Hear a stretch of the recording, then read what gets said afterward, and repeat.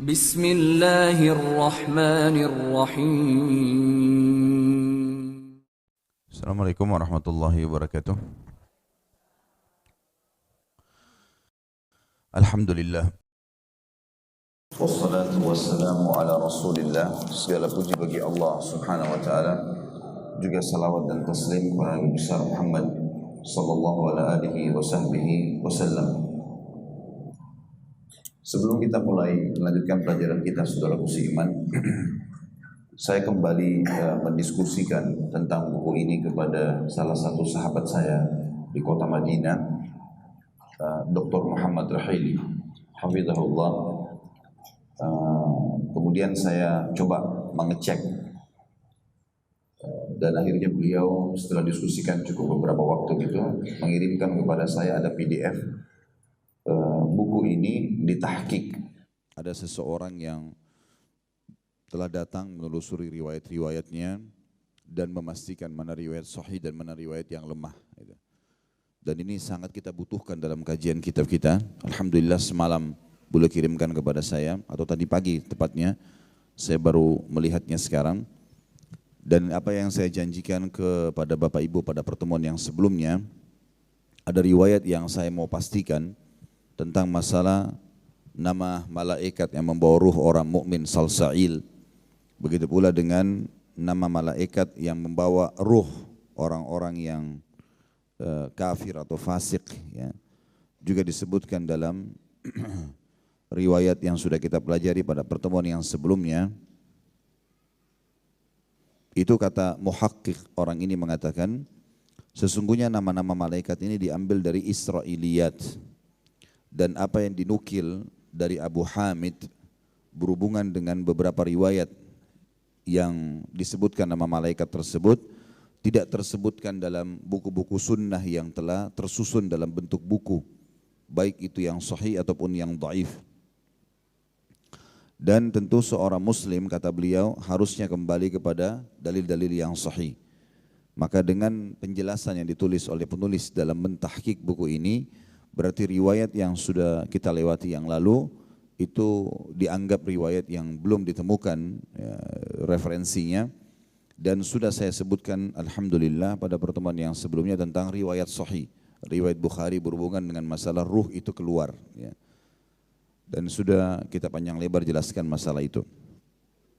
Begitu pula insya Allah apa yang kita pelajari pada kesempatan sekarang tentang masalah rupa malaikat maut ketika mencabut nyawa orang mukmin dan juga orang kafir, ya. Tentu tadi nama malaikat pencabut pembawa ruh orang mukmin yang saya katakan riwayatnya tidak tersebutkan atau rujukannya tidak ditemukan, itu yang Salsail dan juga Israel yang disebutkan akan menjawab atau membawa ruhnya orang kafir. Ini semua riwayatnya setelah ditelusuri adalah dari Israiliyat, dan juga ini dijelaskan oleh Abu Ahmad Abdullah bin Muhammad al-Asbahani dalam kitabnya Al-Azamah. Dikatakan oleh Imam Qurtubi, rupa malaikat maut ketika mencabut nyawa orang mukmin dan orang kafir.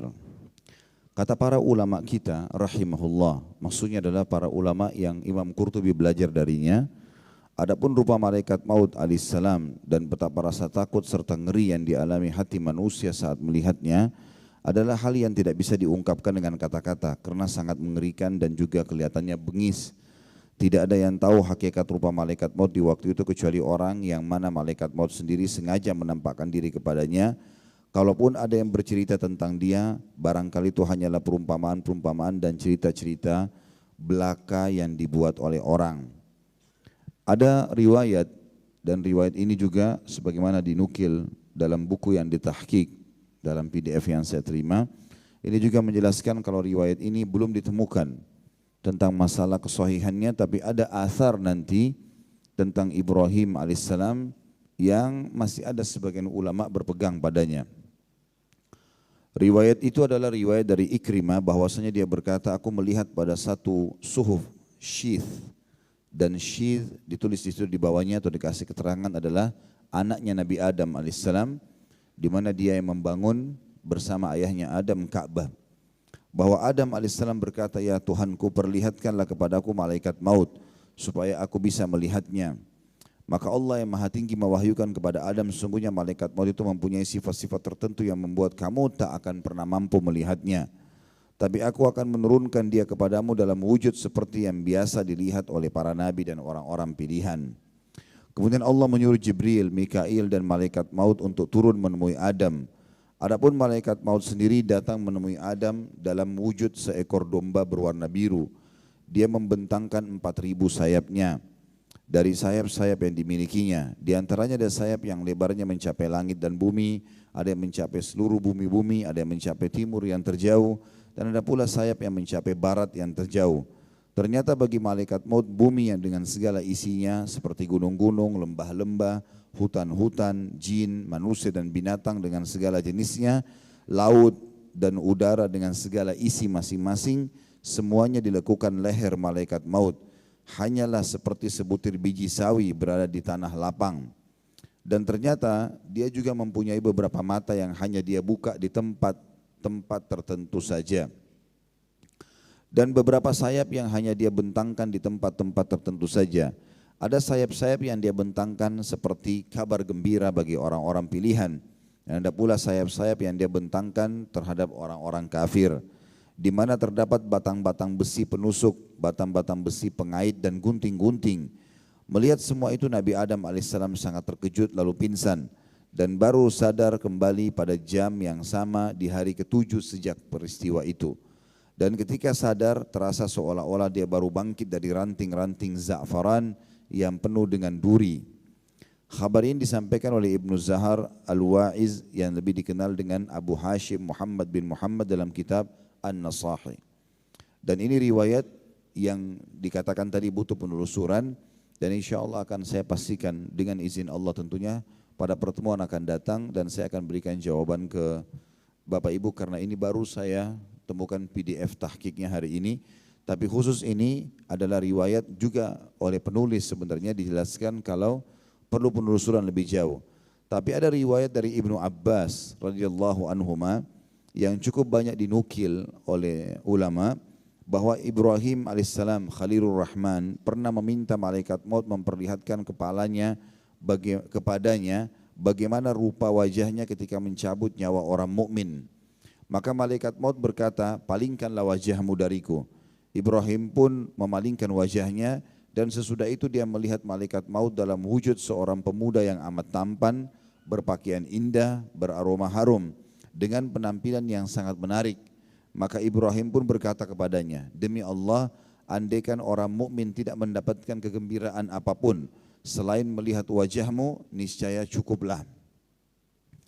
Kemudian Ibrahim berkata, sekarang perlihatkanlah kepadaku bagaimana rupamu ketika mencabut nyawa orang kafir. Maka kata malaikat maut, kamu tidak akan kuat, tapi perlihatkanlah, desak Ibrahim. Maka malaikat maut pun berkata, palingkan wajahmu dariku. Ibrahim pun memalingkan wajahnya, kemudian kembali melihat malaikat maut atau ke arah malaikat maut, dan ternyata dia berupa seorang manusia yang berkulit hitam, kedua kakinya di bumi dan kepalanya di langit. Rupanya buruk sekali, seburuk-buruk rupa yang pernah kamu lihat. Di bawah tiap-tiap helai rambut yang ada di tubuhnya ada nyala api. Maka Ibrahim berkata, demi Allah, andaikan orang kafir tidak menerima siksa apapun selain melihat wujudmu saja, maka sudah cukuplah. Di sini tentu riwayat ini banyak dinukil dan juga riwayat ini dinukil dan dipastikan dihubungkan dengan beberapa riwayat yang sahih yang sudah pasti, seperti misalnya memang amal soleh seseorang di kuburan akan berwujud seperti laki-laki yang tampan dan bersih. Ada juga beberapa athar atau khabar yang dinukil bahwasanya malaikat maut akan datang bagi orang beriman dengan tampan yang baik, wangi, dan juga dengan senyum yang ramah. Maka riwayat-riwayat ini menguatkan apa yang disampaikan tentang Ibrahim alaihissalam. Begitu pula malaikat maut yang datang dalam wujud yang menakutkan bagi orang-orang kafir. Sebagaimana dalam surah Al-Anfal dijelaskan tentang masalah itu. Ayat 50, kalau seandainya kalian melihat bagaimana malaikat maut mencabut wajah atau ruh orang-orang kafir sambil memukul wajah dan bokong mereka. Sebagian ulama tafsir mengatakan mereka dalam keadaan ketakutan karena melihat wujud aslinya malaikat maut yang itu sudah cukup bagi mereka menyiksa. Belum lagi dengan ditariknya ruh dan dipukulnya ruh tersebut. Kata Imam Qurtubi, pengertian tentang para malaikat ini akan disampaikan secara marfu dari Nabi SAW dalam hadis Al-Bara yang akan disampaikan pada bab yang nanti. Ibnu Abbas radhiyallahu anhu mengatakan bahwa Nabi Ibrahim alaihissalam adalah seorang yang sangat pencemburu dalam riwayat yang lain. Dia punya rumah khusus untuk beribadah dan dia kalau keluar langsung mengunci pintu tersebut. Tidak boleh ada siapapun yang datang ke sana. Maka satu waktu pada saat dia hendak masuk ke rumah itu, ke ruangan itu dan ingin beribadah, ternyata di dalamnya sudah ada seseorang. Lalu kemudian dia bertanya, Ibrahim bertanya pada orang tersebut, siapa yang mengizinkanmu untuk masuk ke rumahku? Lalu orang itu berkata, aku disuruh masuk oleh pemiliknya. Maka Ibrahim berkata, akulah pemiliknya. Orang itu kembali menjawab, aku disuruh masuk oleh yang lebih memiliki daripada kamu. Maka dengan jawaban itu akhirnya Ibrahim pun faham kalau yang datang adalah malaikat. Maka berkatalah Ibrahim alaihissalam, malaikat manakah engkau? Maka malaikat itu mengatakan, aku adalah malaikat maut. Ibrahim berkata padanya, dapatkah kamu perlihatkan dirimu kepadaku dengan rupa seperti apa kamu mencabut nyawa orang mukmin? Maka malaikat maut mengatakan iya. Dan setelah Ibrahim menoleh kepadanya, ternyata dia telah berubah menjadi seorang pemuda yang tampan wajahnya, indah pakaiannya dan harum aromanya. Maka Ibrahim alaihissalam berkata, hai malaikat maut, andaikan orang mukmin pada saat meninggal dunia tidak memperoleh apa-apa selain melihat rupamu saja, maka cukuplah itu. Kemudian Ibrahim pun dicabut nyawanya pada saat itu. Komentar para ulama tentang perubahan wujud malaikat maut, baik itu menjadi yang sangat tampan kalau mencabut ruh orang beriman dan menakutkan bagi orang kafir dan fasik. Dikatakan oleh Imam Qurtubi, para ulama kita rahimahullah berkata, tidaklah aneh jika malaikat maut bisa tampil dalam dua rupa dalam pandangan dua orang yang berbeda. Hal itu tidak lebih seperti halnya perubahan-perubahan kondisi yang biasa dialami tubuh manusia, seperti sehat, sakit, kecil, besar, muda, tua, warna yang bersih karena sering mandi, dan warna yang suram karena terbakar teriknya matahari dalam perjalanan. Bedanya bahwa perubahan-perubahan yang dialami para malaikat maut alaihissalam bisa terjadi dalam sehari dan satu saat, sedangkan pada manusia hal itu tidak bisa terjadi kecuali setelah melewati waktu yang berjauhan dan tahun-tahun yang panjang. Kesimpulan dari pasal yang baru kita bahas tadi adalah malaikat maut akan datang kepada setiap orang di antara kita dan itu fakta, tidak akan mungkin pernah tertutupi. Dan apa yang dinukil oleh Imam Qurtubi rahimahullah sudah saya katakan tadi, sebagian ulama berpegang pada kisah Ibrahim alaihissalam dan memang betul-betul dia akan datang dalam tampan yang baik ya, dan juga menggembirakan bagi orang beriman dan menakutkan bagi orang-orang kafir dan fasik. Selanjutnya, aktivitas malaikat maut dalam sehari-hari. Pada bab ini kata beliau, disajikan berita-berita bahwa malaikat maut alaihissalam adalah pencabut nyawa semua makhluk yang bernyawa. Dia berdiri di pintu tiap-tiap rumah setiap hari 5 kali dan memperhatikan kepada tiap-tiap yang bernyawa sekali setiap jam dan memandangi wajah-wajah manusia setiap hari 70 kali. Khusus masalah riwayat yang menjelaskan kalau malaikat maut melihat wajah 70 kali setiap orang setiap hari, ini tentu dilemahkan oleh para ulama. Tetapi masalah kasus malaikat maut melihatnya setiap hari 5 kali, ini yang masih ditelusuri oleh para ulama dan ada athar yang membenarkan masalah itu. Lalu Imam Qurtubi mengangkat ayat Al-Quran surah Sajdah ayat 11 tentang pastinya ada malaikat maut. Dan dia juga memiliki wakil-wakil atau para malaikat lain yang bertugas membantunya. Dalam surah Sajdah ayat 11 Allah berfirman, A'udzubillahi minasyaitonirrajim, Qul yatawaffakum malakul mautil ladzi wukkila bikum. Katakanlah hai Muhammad, malaikat maut diserahi untuk mencabut nyawamu pada saat mematikanmu. Riwayat yang menjelaskan tentang masalah malaikat maut melihat sampai 5 kali atau setiap hari 5 kali itu, menurut muhakkik di sini dikeluarkan oleh At-Tabarani dalam kitab Al-Kabir di jilid 4 halaman 220 dan juga disebutkan oleh Ibnu Abi Asim Asy-Syaibani dalam Al-Ahad wal Mathani di jilid 4 halaman 251, juga Al-Jurjani dalam Tarikhul Jurjan di jilid 1 halaman 71, dan dikatakan bahwasanya Ibnu Hajar mengatakan bahwasanya hadis ini termasuk hadis yang ditolak karena ada perawi yang ditolak. Begitu pula Ibnu Jauzi memasukkan kategori hadis ini dalam hadis yang maudhu atau hadis yang palsu. Tapi saya akan bacakan riwayatnya dulu, baru kemudian kita kuatkan lagi kembali dengan pendapat para ulama. Diriwayatkan dari Ibnu Umar radhiyallahu anhu bahwa dia berkata, apabila malaikat maut telah mencabut nyawa orang mukmin, maka dia berdiri di ambang pintu, sementara keluarga mayit itu sedang ribut. Ada yang memukul-mukul mukanya, ada yang mengurai rambutnya, dan ada pula yang berkata celakalah. Melihat semua itu, maka berkatalah malaikat maut, kenapa kalian mesti gusar? Demi Allah sedikit pun aku tidak mengurangi umur seorang pun dari kamu. Aku tidak menghilangkan rezeki seorang pun, dan aku tidak menganiaya seorang pun. Kalau kalian sakit hati atau jengkel kepadaku, maka demi Allah aku hanyalah disuruh.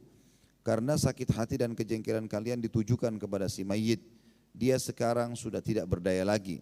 Kalau ditujukan kepada si mayit, dia juga tidak berdaya lagi, tidak ada gunanya. Dan kalau semua itu kalian tujukan kepada Tuhan kalian, berarti kalian telah kafir kepadanya. Dan bagaimanapun aku pasti akan kembali menemui kalian, lalu kembali lagi dan terus kembali lagi.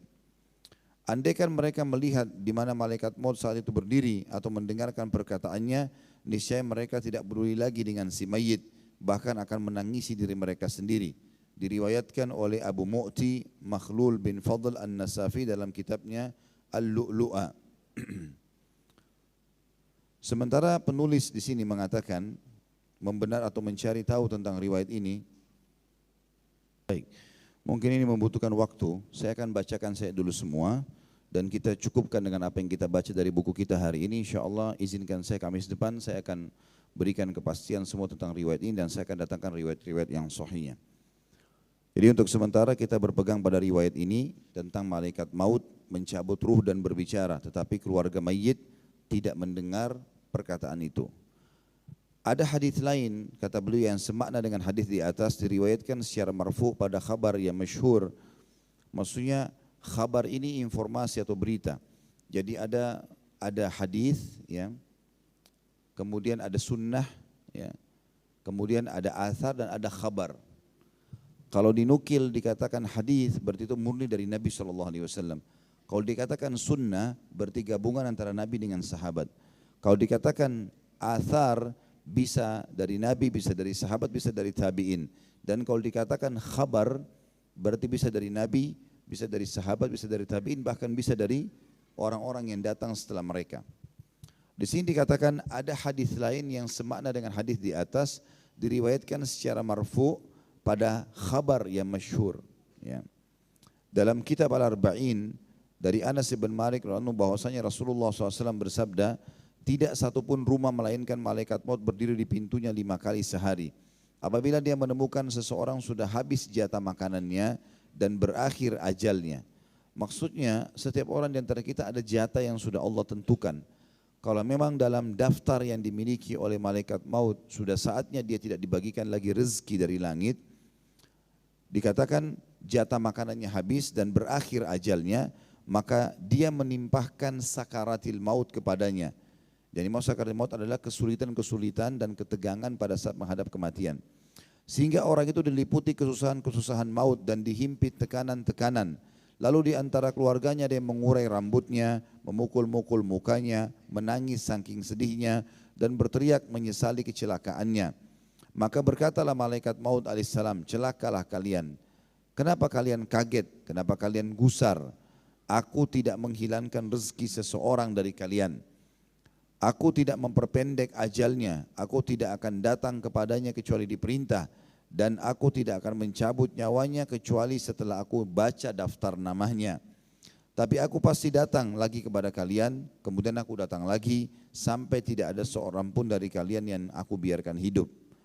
Nabi SAW bersabda, Demi Allah yang menggenggam jiwaku, andaikan orang-orang itu melihat di mana malaikat maut itu berdiri dan mendengar perkataannya, niscaya mereka tidak peduli lagi dengan keluarga mereka yang mati itu, dan niscaya mereka akan menangisi diri mereka sendiri. Sehingga manakala mayit itu dibawa di atas keranda, masih lanjutan hadisnya, nyawanya melambai-lambai di atas keranda itu seraya berseru, hai keluargaku, hai anakku, jangan sekali-kali kalian dipermainkan oleh dunia sebagaimana telah aku alami. Aku telah mengumpulkan harta dari yang halal dan yang tidak halal. Kemudian aku tinggalkan harta itu untuk orang lain. Dia enak saja menikmatinya, sementara aku yang payah karena aku sudah terlanjur mendapatkan dosanya. Maka berhati-hatilah, jangan sampai kalian ditimpa oleh sesuatu yang menimpaku. Tentu sebagaimana saya bahasakan sekarang, pertemuan ini kita akan cukupkan dengan semua apa yang ditulis oleh Imam Qurtubi, dan insya Allah pertemuan akan datang saya akan datangkan kepastian tentang riwayat-riwayat ini. Jabir bin Muhammad meriwayatkan juga dari ayahnya, dia berkata, Rasulullah SAW pernah melihat malaikat maut berada di dekat kepala salah seorang laki-laki dari Ansar. Dan Ansar istilah bagi penduduk Madinah yang telah masuk Islam dan mendukung Nabi SAW. Induk dua suku ada padanya, Aus dan Khazraj. Maka beliau pun berkata kepada malaikat itu, bersikap lembutlah kepada sahabatku, karena dia adalah orang mukmin. Maka malaikat maut menjawab Nabi SAW, wahai Muhammad, senangkan hatimu dan tenangkan pandangan matamu. Sesungguhnya aku selalu bersikap lembut terhadap setiap mukmin, dan ketahuilah bahwa tidak ada satu keluarga pun, baik di dusun maupun di kota, di darat maupun di laut, melainkan aku jabati tangan mereka dalam sehari 5 kali, sehingga aku kenal anak-anak mereka yang kecil maupun dewasa, melebihi mereka mengenal terhadap diri mereka sendiri. Demi Allah ya Muhammad, kalau aku hendak mencabut nyawa seekor nyamuk sekalipun, itu tidak akan aku lakukan sebelum Allah menyuruh mencabutnya. Ja'far bin Muhammad berkata, telah sampai berita kepadaku bahwasanya malaikat maut menyalami manusia setiap kali masuk waktu sholat. Demikian disebutkan oleh Al-Mawardi. Mawardi juga penulis buku yang masyhur dan banyak buku-buku beliau berhubungan dengan masalah kehidupan akhirat dan juga tentang pemerintahan dalam Islam. Khabar ini menunjukkan bahwa malaikat maut adalah malaikat yang ditugasi mencabut nyawa setiap makhluk yang bernyawa, dan bahwa semua tindakan adalah atas perintah Allah yang Maha Suci dan Maha Pemurah, dan atas pencipta dan perbuatannya. Kata beliau, berbeda dengan pendapat Ibnu Abi Atiyah atau Ibnu Atiyah. Dia berkata, dalam kaitan ini ada riwayat mengatakan bahwa semua binatang dicabut nyawanya langsung oleh Allah Subhanahu wa taala, bukan oleh malaikat maut. Jadi rupanya Allah sendiri yang meniadakan hidup mereka. Tapi pendapat Ibnu Atiyah ini sendiri. Pendapat yang lebih kuat adalah jumhur ulama mengatakan semua makhluk, mau dari nyamuk yang kecil sampai ke manusia, itu semuanya dicabut oleh malaikat maut. Sebagaimana nanti akan ditutup dalam pasal kita ini berhubungan dengan riwayat yang menjelaskan masalah itu. Sampai di sini semua paragraf ini teman-teman sekalian kita hubungkan dengan riwayat-riwayat sahih. Riwayat sahih yang sudah pasti memang malaikat maut akan datang. Dan riwayat sahih belum menjelaskan secara khusus tentang wujud malaikat maut, tapi dia akan datang dan dia tidak akan pernah terlambat dalam mengeksekusi setiap pencabutan ruh. Dan ada riwayat sahih yang menjelaskan malaikat maut akan berkata kepada orang mukmin, hai jiwa yang baik, keluarlah kepada pengampunan dan rahmat Tuhanmu. Maka ruhnya pun keluar dengan sangat cepat, atau maknanya ditarik dengan sangat cepat oleh malaikat maut seperti keluarnya air dari mulut kendi. Sementara orang fasik atau orang kafir, maka malaikat maut akan menghardiknya sambil mengatakan kepadanya, hai jiwa yang busuk, keluarlah kepada kemurkaan Tuhanmu. Riwayat sahih ini menjelaskan memang ada malaikat maut dan ada hardikan dari malaikat maut, tapi tidak menjelaskan tentang wujudnya atau wajahnya. Dan dia juga berkata, dilanjutkan oleh Imam Qurtubi, sebenarnya manusia juga sama, hanya saja manusia adalah jenis makhluk yang mulia, maka pencabutan nyawa mereka diurus oleh malaikat maut dan beberapa malaikat lainnya yang membantunya. Maksudnya Allah SWT menciptakan malaikat maut dan lewat tangannya Allah melakukan pencabutan nyawa manusia, melepaskan dan mengeluarkannya dari tubuh mereka, serta menciptakan bala tentara bersama malaikat maut untuk bekerja bersamanya. Sebagaimana Allah Subhanahu wa taala berfirman di dalam surah Al-Anfal ayat 50. Di situ tentu terjemahannya saya bacakan ayatnya. A'udzu billahi minasyaitonir rajim walau tara idh yatawaffal ladzina kafarul malaikatu yadribuna wujuhahum wa adwarahum wa dzuqu adzabal hariq. Andai saja kalian bisa melihat bagaimana dahsyatnya malaikat maut pada saat mencabut ruhnya orang-orang kafir dengan cara memukul wajah dan bokong mereka. Sebagian ulama mengatakan memukul wajah dan dadahnya. Maka dikatakan kepada mereka, rasakanlah panasnya api neraka. Ayat ini juga Al-Anfal ayat 50 menjelaskan kepada kita adanya malaikat maut dan itu kepastian. Tapi tidak dijelaskan wujudnya. Dan dia juga berbicara dan menghardik serta memukul. Itu jelas ya. Kalau itu dalam ayat Al-Quran dikatakan jelas. Juga dalam firman Allah dalam surah Al-An'am ayat 61, A'udzu billahi minasyaitonir rajim tawaffathu rusuluna, dan pastilah setiap yang bernyawa dimatikan atau diwafatkan oleh delegasi-delegasi kami. Ini juga menjelaskan tentang pastinya ada malaikat maut. Kata Imam Al-Qurtubi, dan pada hakikatnya Allah yang maha tinggi, dialah yang telah menciptakan segala sesuatu, yang melakukan segala perbuatan dengan sebenarnya. Hal ini juga Allah jelaskan dalam surah Az-Zumar ayat 42. Ini insyaAllah kita coba buka ayatnya, surah nomor 39. A'udzu billahi minasyaitonir rajim. Allahu yatawaffal anfusa hina mautiha wallati lam tamut fi manamiha fayumsiku allati qada 'alaiha al-mauta wa yursilu al-ukhra ila ajalin musamma inna fi dzalika laayatin liqaumin yatafakkarun. Allah memegang jiwa atau ruh orang ketika matinya dan memegang jiwa orang yang belum mati di waktu tidur. Yang sudah pernah kita jelaskan pada bab sebelumnya, kalau mati itu adalah saudaranya, tidur itu saudaranya kematian. Dan kalau orang tidur, ruhnya pun keluar. Tetapi beda prosesi keluarnya dengan orang kalau sudah meninggal dunia. Dalam ayat ini dijelaskan, Allah memegang jiwa orang-orang yang mati. Dalam hadis kata Nabi SAW, orang kalau tidur ruhnya keluar. Dan kalau Allah tahan ruhnya, berarti sudah tiba ajalnya. Dan Allah juga memegang jiwa atau ruh orang yang belum mati di waktu tidurnya. Kalau belum saatnya ajalnya datang, maka dia tahan jiwa orang yang telah dia tetapkan kematiannya dan dia melepaskan jiwa yang lain sampai waktu yang ditetapkan. Maksudnya dilepaskan, masuk lagi ke dalam tubuhnya, lalu dia bangun dari tidurnya. Sesungguhnya pada demikian itu terdapat tanda-tanda kekuasaan Allah bagi kaum yang mau berfikir. Dikatakan dalam tafsir ayat ini adalah yang dimaksud Allah SWT mengutus malaikat maut. Kemudian menggenggam ruh setiap orang yang tidur. Kalau tiba ajalnya maka ditahan, tidak dikembalikan. Kalau dia belum tiba ajalnya dikembalikan sampai pada batas waktu yang telah Allah tentukan. Dan saksi bahasan kita adanya malaikat maut. Juga firman Allah Subhanahu wa taala dalam surah Al-Mulk yang menjelaskan kalau mati akan datang kepada setiap orang di antara kita dan malaikat maut memang ada bertugas di situ. Ayat 2-nya, A'udzu billahi minasyaitonir rajim alladzi khalaqal mauta wal hayata liyabluwakum ayyukum ahsanu amala. Allah yang telah menjadikan mati dan hidup supaya dia menguji kamu. Kata para ulama tafsir, yang maksud dengan menjadikan hidup, mati dan hidup di antara maknanya adalah Allah tahan atau menyuruh malaikat maut mematikan kalau tiba saatnya dan melepaskan ruh yang tidur untuk kembali lagi ke jasad kalau belum tiba ajalnya. Juga dalam Al-Baqarah 258 yang berbunyi Allahu itu yuhyi wa yumit, menghidupkan dan mematikan. Kata beliau maksudnya adalah malaikat maut yang mencabut nyawa dibantu sebelumnya oleh para malaikat lainnya yang berdaya upaya mengeluarkannya. Dan Allah lah pada hakikatnya yang melakukan semua pekerjaan itu. Demikianlah hasil dari penggabungan ayat-ayat dan hadis-hadis mengenai masalah ini. Tapi oleh karena malaikat maut itu yang melakukan pekerjaan tersebut sebagai perantara dan pelaksana langsung, maka pencabutan nyawa dinisbatkan kepadanya. Sedangkan penciptaan itu semuanya dinisbatkan kepada Allah Subhanahu wa taala. Begitulah kata beliau sebagaimana dinyatakan dalam sebuah hadis riwayat Ibnu Mas'ud radhiyallahu anhu, dia berkata telah bercerita kepada kami Rasulullah SAW dan beliau orang yang jujur dan terpercaya dalam menyampaikan ini. Dan hadis ini hadis sahih riwayat Imam Muslim.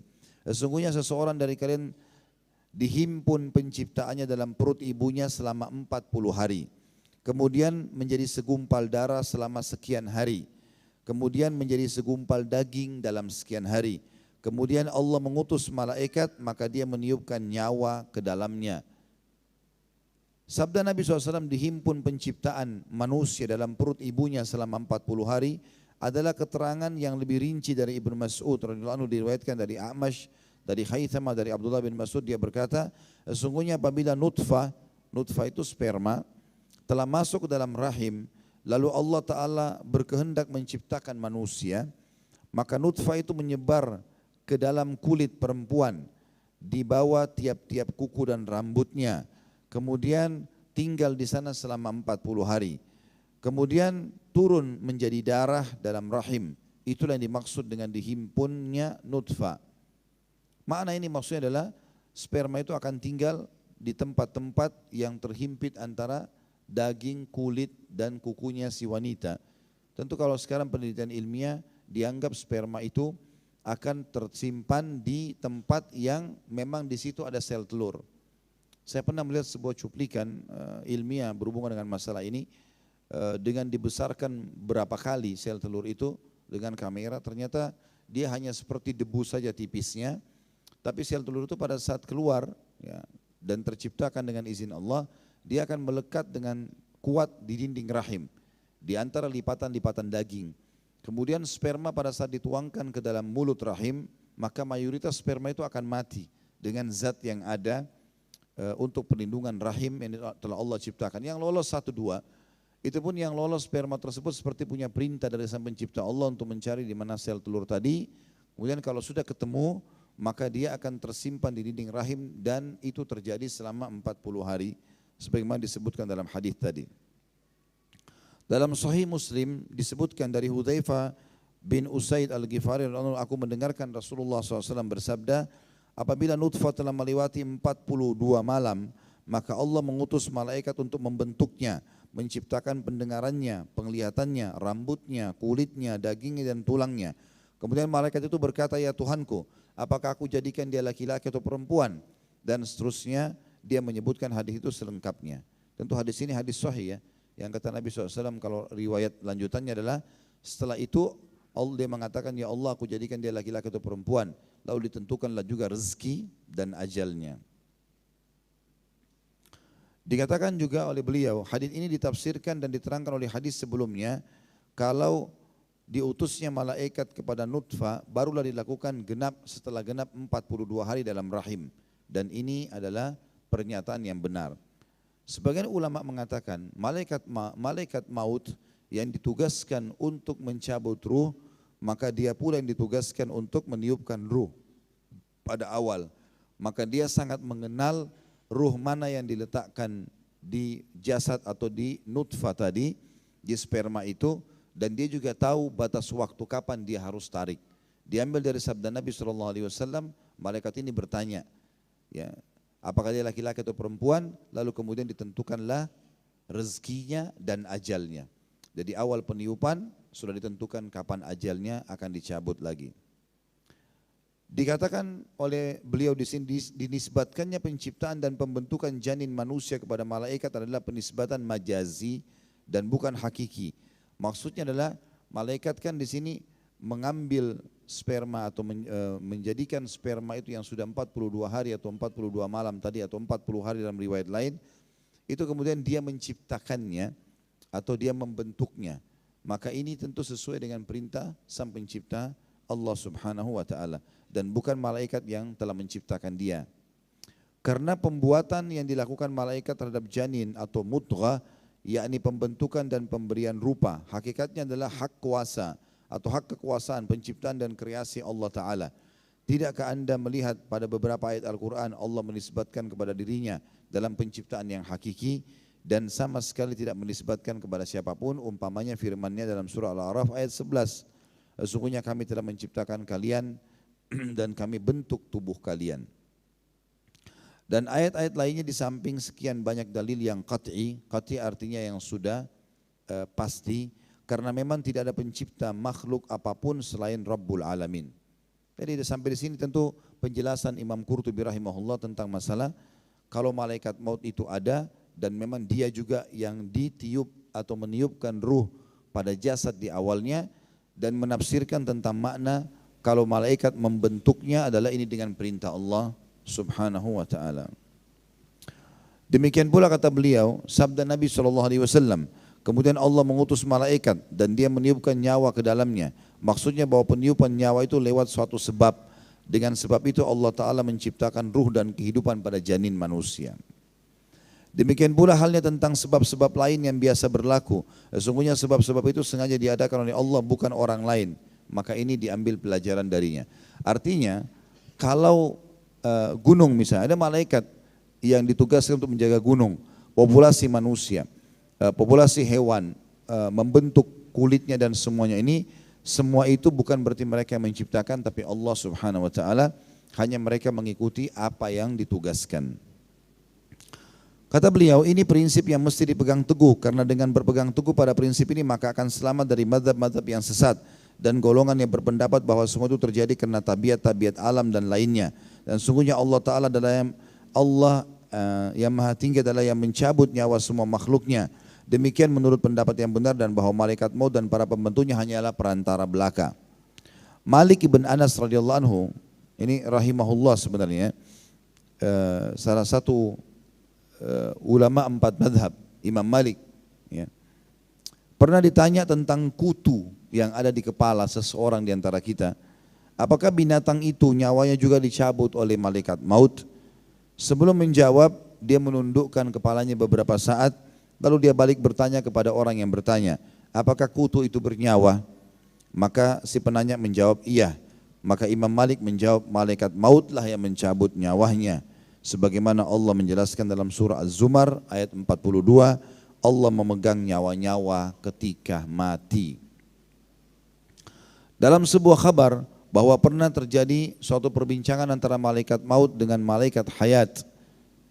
Aku mematikan yang hidup, malaikat maut berkata. Maka malaikat hayat pun mengatakan, aku menghidupkan yang mati. Maka Allah Ta'ala menurunkan wahyu kepada keduanya. Tetaplah kalian berdua pada tugas dan pekerjaan masing-masing yang telah aku mudahkan untuk kalian.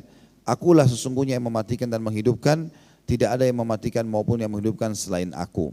Dan ini tentu disebutkan oleh Abu Hamid dalam kitab Al-Ihya.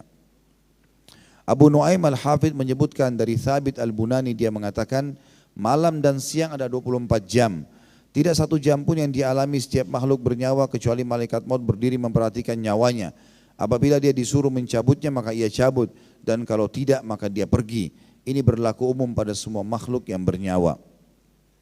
Dan dalam khabar tentang Isra dan Mi'raj, dari Ibnu Abbas radhiyallahu anhu dikhabarkan bahwa Nabi SAW bercerita, aku menegurnya, hai malaikat maut, bagaimana kamu mencabut nyawa orang-orang di muka bumi, di darat maupun di lautan, dan seterusnya, sebagaimana disebutkan pada subjudul cara malaikat maut mencabut nyawa manusia di tempat yang berbeda dalam saat yang sama. Maksudnya sudah kita jelaskan pada pasal sebelumnya.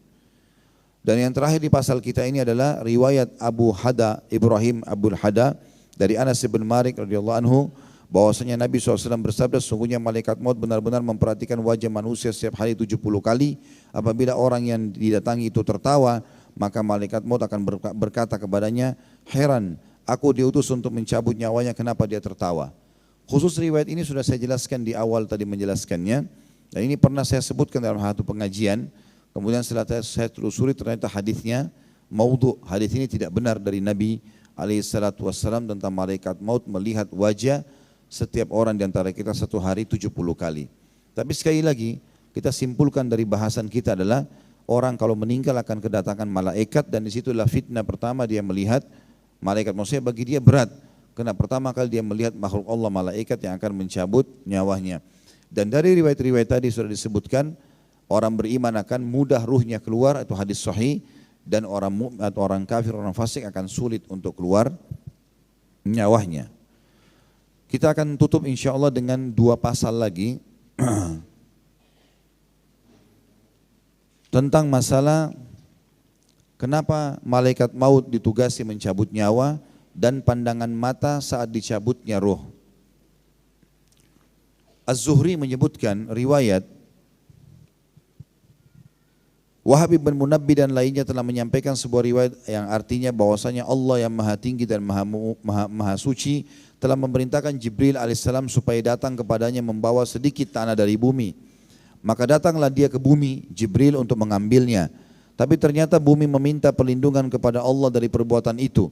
Dan dia melindunginya, atau Allah tidak mengizinkan Jibril mengambil tanah itu. Lalu Allah SWT memerintahkan Mikail untuk tugas yang sama. Dan kali ini bumi pun meminta perlindungan kepada Allah dari hal itu. Maka Allah pun melindunginya.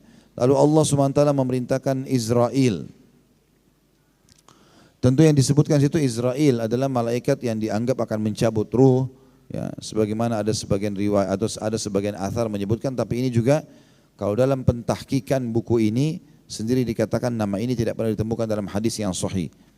Untuk melakukan tugas tersebut bumi pun meminta perlindungan, namun kali ini Israel tidak memberikan perlindungan. Sehingga dia mengambil sebagian tanah dari bumi itu. Allah bertanya kepada Israel, apakah bumi meminta perlindungan kepadaku darimu? Maka dia mengatakan, iya. Kenapa kamu tidak kasihan kepadanya seperti yang dilakukan kedua temanmu? Tanya Allah kepada Israel, maka yang dijawab olehnya, ya Tuhanku, ketaatanku kepadamu lebih wajib aku tunaikan daripada kasihanku kepadanya. Maka Allah berseru, pergilah. Kamu adalah malaikat maut, aku kuasakan kepadamu untuk mencabut nyawa-nyawa mereka. Tapi Israel malah menangis, maka Allah pun bertanya, kenapa kamu menangis? Dia mengatakan, ya Tuhanku, sesungguhnya engkau menciptakan dari makhluk ini para nabi, orang-orang pilihan dan para utusan. Dan sesungguhnya engkau telah menciptakan suatu makhluk yang lebih mereka benci selain kematian. Maka apabila mereka mengetahui akulah yang mencabut nyawa, maka mereka akan membenci dan mencakiku nanti. Maka Allah Ta'ala berfirman atau menjawab, sesungguhnya aku akan jadikan untuk kematian beberapa sebab dan alasan, sehingga mereka menisbatkan kematian kepada sebab itu dan tidak mengaitkannya denganmu. Oleh karena itu Allah Ta'ala menciptakan berbagai penyakit dan segala macam lainnya menyebabkan kebinasaan. Sampai sini tentunya yang ditelusuri dan ditanggap oleh para ulama adalah cuma nama Israel saja. Kalau nama ini belum ditemukan dalam hadis-hadis yang sahih. Tapi masalah prosesi ditugaskannya malaikat maut sebagaimana sudah kita jelaskan sebelumnya ada disebutkan dalam ayat-ayat yang banyak dan juga hadis-hadis yang sahih. Dinukil dari Ibnu Abbas radhiyallahu anhu, dia berkata, tanah untuk menciptakan Adam diangkat dari 6 bumi, yang terbanyak dari bumi ke-6. Tidak ada tanah yang berasal dari bumi ke-7 karena di sana terdapat neraka jahanam.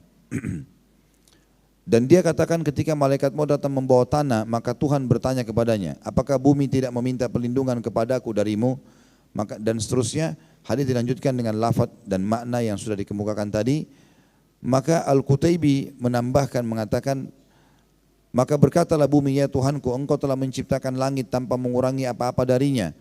Demi kejayaanku dan keagunganku, kata Allah, aku akan kembalikan mereka semua kepadamu walaupun mereka berbuat jahat, baik ataupun jahat.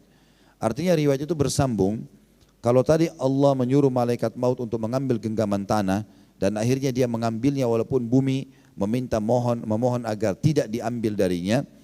Maka waktu Allah tanya, kenapa kau lakukan itu? Dia bilang, karena ya Allah aku lebih pantas patuh padamu. Lalu Allah pun menugaskan dia untuk mencabut nyawa makhluk gitu. Dan bumi ini sempat berlindung kepada Allah mengatakan, ya Allah, langit tidak diambil sebagian pun darinya, sementara aku diambil sebagian dariku. Maka Allah mengatakan, aku akan tetap mengembalikan kepadamu semua yang telah diambil. Jadi manusia diciptakan dari tanah juga akan dikembalikan kepada tanah itu sendiri. Al-Qutaibi mengatakan, maka Allah Ta'ala menyuruh datangnya segala macam air di bumi, asin, tawar, manis, pahit, harum maupun yang busuk. Semuanya disiramkan ke tanah bahan penciptaan Adam. Lalu dibiarkan bercampur selama 40 hari. Selain Al-Qutaibi mengatakan 40 tahun, dalam keadaan belum ditiupi ruh, para malaikat melewati tanah itu lalu mereka berdiri melihatnya seraya berkata sesamanya, sesungguhnya Tuhan kita tidak menciptakan makhluk yang lebih indah daripada ini, dan sesungguhnya dia menciptakannya untuk perkara yang pasti akan terjadi. Sesudah itu lewatlah iblis, laknatullahi alaih, tiba-tiba dia memukulnya, maka terdengarlah suara, yakni suara dentingan tembikar. Maka iblis berkata, kalau dia lebih dimuliakan daripada aku, maka aku tidak akan mematuhinya. Dan kalau aku lebih dimuliakan darinya atau daripada dia, maka aku akan menghancurkannya. makhluk ini dari tanah dan aku dari api. Khusus sampai sini riwayatnya ada ayat Al-Quran yang menjelaskan masalah itu. Waktu iblis disuruh untuk sujud kepada Adam, maka dia mengatakan, ya Allah, kenapa aku harus sujud kepadanya? Sementara aku lebih baik darinya, aku diciptakan dari api, sementara dia dari tanah. Dikatakan tapi ada yang mengatakan bahwa yang membawa tanah untuk dijadikan Adam adalah iblis. Allah Ta'ala mengutusnya setelah 2 malaikat terdahulu.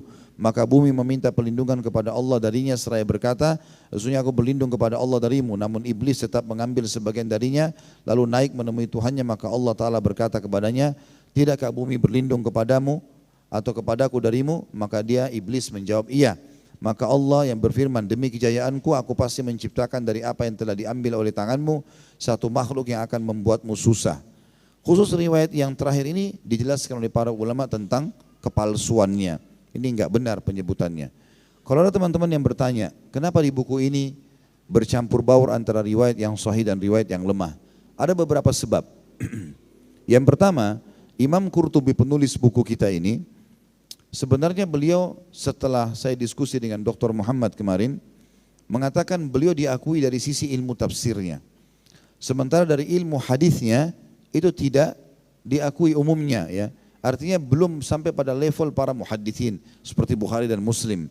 Tapi dalam tafsir beliau hujjah. Dan ini juga jadi pelajaran buat kita. Ternyata ulama itu memang beragam. Ada orang yang ahli di bidang tafsir, ada orang ahli di bidang hadis, ada orang ahli di bidang akidah. Tapi bukan berarti dia menguasai semua bidang. Maka ada orang yang dipegangi dalam ilmu hadis, mirip dengan Imam Abu Hanifah rahimahullah, ya. Imam Syafi'i rahimahullah. Mereka ulama-ulama madhab.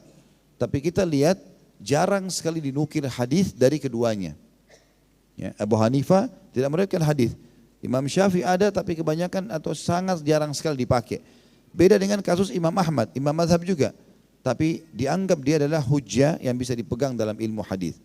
Ini alasan pertama.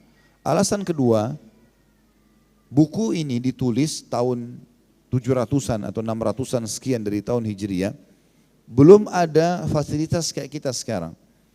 Sekarang ini kita sudah sangat mudah. Seperti buku ini ada terjemahan. Lalu kita bisa dapatkan seperti saya dapatkan PDF-nya. Insya Allah pertemuan akan datang dengan izin Allah. Saya coba luangkan waktu untuk lebih banyak fokus membahas dan berikan footnote dalam buku-buku atau dalam riwayat yang sudah kita bahas atau yang akan kita bahas ke depannya. Untuk memastikan bagaimana dengan sekarang ini, di waktu sekarang, media memudahkan kita untuk memastikan hadis itu dhaif atau hadis itu sahih. Ini sekaligus juga memberikan pelajaran, karena ada sebagian orang yang mengatakan kenapa kalian kembali ke buku-buku yang zaman sekarang. Zaman sekarang bukunya tidak perlu dijadikan sebagai rujukan, harus buku-buku induk yang lama.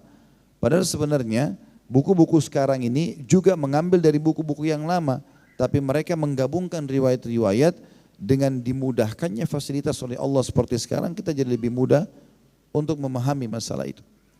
Jadi memang seperti ini kejadiannya kalau kita sedang membahas kitab, ya. Dan saya terus terang Bapak Ibu sekalian, dan itu bukan aib untuk disampaikan, kalau buku ini belum pernah saya baca sebelumnya. Dan saya berpikir tadinya, sebagaimana mungkin Bapak Ibu kalau juga berprasangka yang baik dengan Imam Qurtubi, akan berkata bahwasanya Imam Qurtubi rahimahullah adalah hujjah sebagaimana dalam tafsir.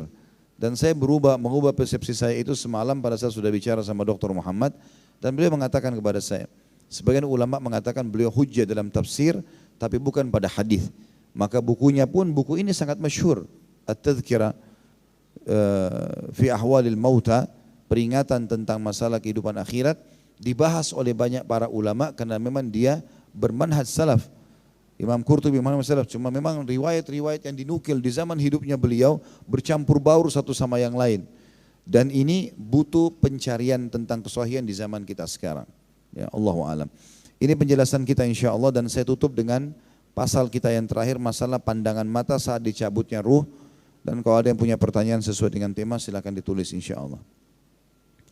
Diterangkan pada bab ini bahwa apabila ruh dicabut setelah keluar dari jasad kita, diikuti oleh pandangan mata. Dan ini hadisnya sahih, diriwayatkan oleh Ibnu Majah dari Ummu Salamah radhiyallahu anha. Dia berkata, Rasulullah SAW datang menghadiri kematian Abu Salamah. Waktu itu mata Abu Salamah tampak terbuka, maka beliau memejamkannya. Lalu beliau bersabda, innar ruha idza qubida tabi'ahul basar. Sesungguhnya apabila ruh dicabut maka diikuti oleh pandangan mata. Hadis ini tentu diriwayatkan Ibnu Majah dan kesahihannya dipastikan oleh para ulama karena dinukil disahihkan oleh Imam Muslim dalam atau nomor 920. Dan hadis ini sebenarnya cukup memberikan gambaran kepada kita tentang adanya malaikat maut sebagaimana pasal sebelumnya kita jelaskan, dan memang ruh itu dicabut dari jasad seseorang. Hadis yang sama kata beliau telah disampaikan secara detail dalam pembahasan terlebih dahulu pada sub judul doa dan perkataan di sisi mayit. Sudah kita pernah jelaskan mungkin sekitar 6 atau 7 pertemuan yang sebelumnya ada sub bahasan waktu kita masih di Masjid Istiqamah itu hari, kita menjelaskan tentang riwayat-riwayat tentang pentingnya seseorang tidak mengucapkan kalimat buruk pada saat menghadiri orang yang meninggal dunia. Sebagaimana sabda Nabi SAW dalam hadis sahih, "Udhkuru mahasina mautakum." Sebutkanlah kebaikan-kebaikan orang yang sudah meninggal di antara kalian. Sesungguhnya mereka, kata Nabi SAW, innahum qad afdhaw, telah menuju kepada akhirat. Kalau baik maka Allah kasih dia kebaikan, kalau buruk maka Allah sudah hukum. Maka tidak perlu kita menyebutkan masalah keburukan kecuali keadaan orang itu memang dalam keadaan kafir atau memang rusak sekali imannya sehingga jadikan pelajaran bagi manusia seperti kasus Fir'aun, Namrud, Haman dan seterusnya. Imam Muslim meriwayatkan pula dari Abu Hurairah radhiyallahu anhu, dia berkata, sabda Rasulullah SAW, tidakkah kamu memperhatikan apabila seseorang meninggal maka matanya menegadah terbuka? Kata para sahabat, betul ya Rasulullah. Kata Nabi SAW dalam hadis sahih riwayat Muslim nomor 921, fadzalika hina yatba'u basaruhu nafsah. Itulah ketika matanya mengikuti jiwanya atau ruhnya yang keluar. Jadi memang tidak ada orang meninggal matanya sudah tiba-tiba tertutup. Umumnya terbuka karena memang matanya menyaksikan itu. Ya. Penjelasan hadis, sabda Nabi SAW, sungguhnya apabila ruh dicabut maka diikuti oleh pandangan mata. Juga sabda Nabi SAW, itulah ketika matanya mengikuti jiwanya. Keduanya tidak perlu komentar siapapun yang suka berbicara mengenai ruh dan jiwa, karena keduanya adalah dua nama yang mempunyai satu makna, sebagaimana akan dibahas nanti insya Allah. Jadi kesimpulannya dari apa yang kita bahas ini adalah memang ruh itu akan keluar dari jasad dan jasad akan dibawa ke kuburan, kemudian akan dihancurkan oleh Allah Subhanahu wa taala, sebagaimana hadis Bukhari menjelaskan, semua jasad kalian akan dimakan atau dihancurkan oleh tanah kecuali tulang ekor kalian yang darinya lah kalian akan dibangkitkan. Ya. Dari sini juga pendapat sebagian ulama mengatakan kalau yang akan mengalami siksaan di alam barzah adalah ruh, ya, karena jasadnya akan hancur dengan tanah. Kemudian dia juga akan diberikan jasad yang baru pada saat pembangkitan di mahsyar nanti. Allahu a'lam. Baik, ini bahasan kita insya Allah. Dan saya berikan kesempatan untuk bertanya kalau ada yang punya pertanyaan berhubungan dengan masalah keluarnya ruh, malaikat maut dan juga masalah mata tadi yang melihat arah ruh yang keluar itu. Subhanakallahumma bihamdika asyhadu an la ilaha illa anta astaghfiruka wa atubu ilaik. Wassalamualaikum warahmatullahi wabarakatuh.